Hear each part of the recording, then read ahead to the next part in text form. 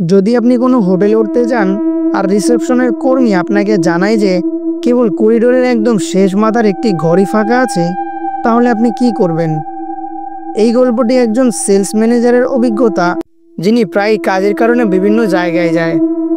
আজ তিনি আমাদের সঙ্গে ভাগ করে নিয়েছেন তার জীবনের এক অদ্ভুত ও ভয়ঙ্কর অভিজ্ঞতা। গল্পটা বাস্তব অভিজ্ঞতার ভিত্তিতে, তাই বলার ধরনটা এমন রাখা হয়েছে যেন ঘটনাগুলো তিনি নিজে আমাদের শোনাচ্ছেন। আমি একজন সেলস ম্যানেজার।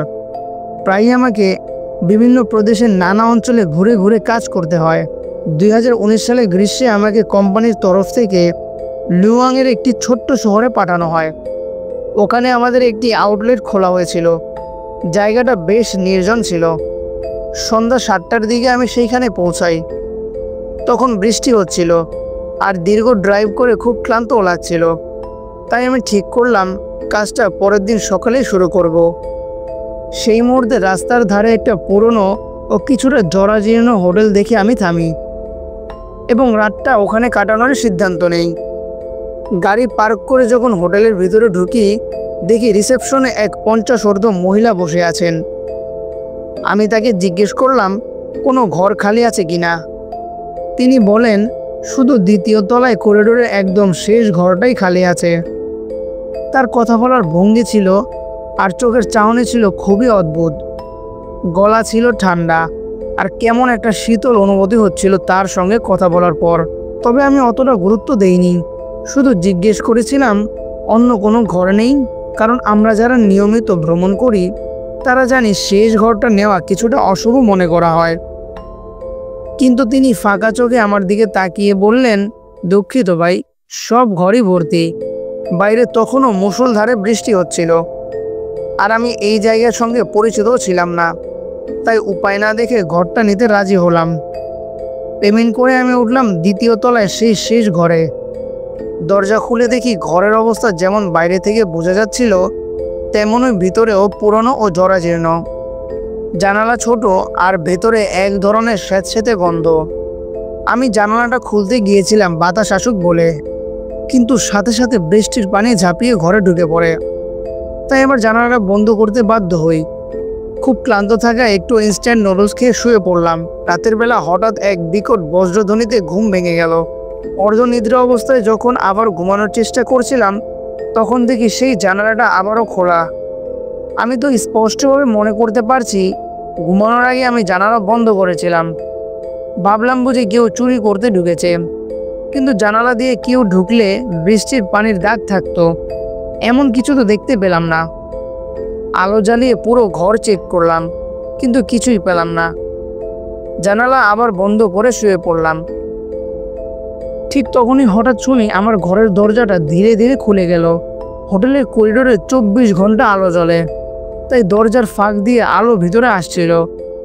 আমি ভাবছিলাম এই পুরনো দরজার লক বুঝি কাজ করছে না। উঠে দরজা বন্ধ করতে গেলাম, তখনই দেখি রিসেপশনের সেই মহিলা দরজার ফাঁক দিয়ে মাথা বের করে আমার দিকে এক দৃষ্টিতে তাকিয়ে আছেন। আমি ভয় পেলেও ধীরে ধীরে দরজার দিকে এগিয়ে যেতে থাকি আর তাকে জিজ্ঞেস করি, আপনি আমার দরজা খুললেন কেন? কিছু দরকার আপনার? কিন্তু তিনি কোনো কথা বললেন না, শুধু তাকিয়েই ছিলেন।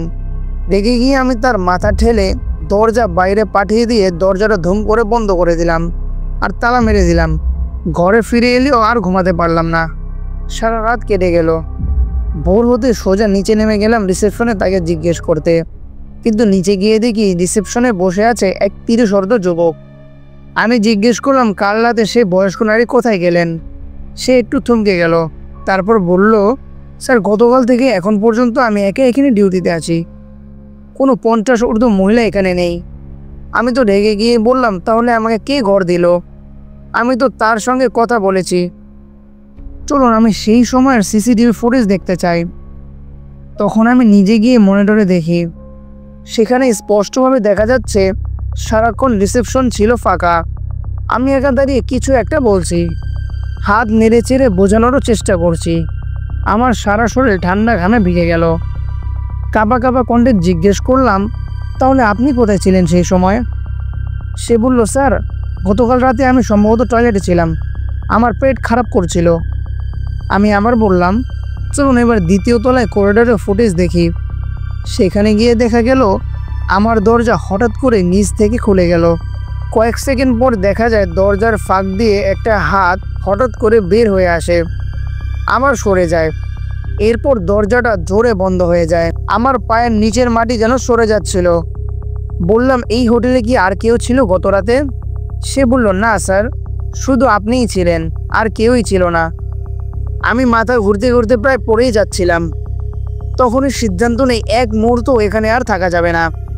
উপরে গিয়ে নিজের জিনিসও তুলতে সাহস পাইনি। ওই যুবককে অনুরোধ করে জিনিসপত্র নামিয়ে দিতে। আজও মনে নেই কিভাবে আমি গাড়ি চালিয়ে সেখান থেকে বেরিয়ে এসেছিলাম। সেদিন কাজ সেরে বাড়ি ফিরে আসার পরপরই আমি হঠাৎ ভয়ঙ্কর অসুস্থ হয়ে যাই। হাসপাতালে ভর্তি হয়ে টানা 2 সপ্তাহ পরে সুস্থ হয়ে কাজে ফিরি। আর সেই ছোট্ট শহরে জীবনে আর কোনো দিনও পা রাখিনি। পরে সেই জায়গার কাজ অন্য সহকর্মীর হাতে দিয়ে দিয়েছি।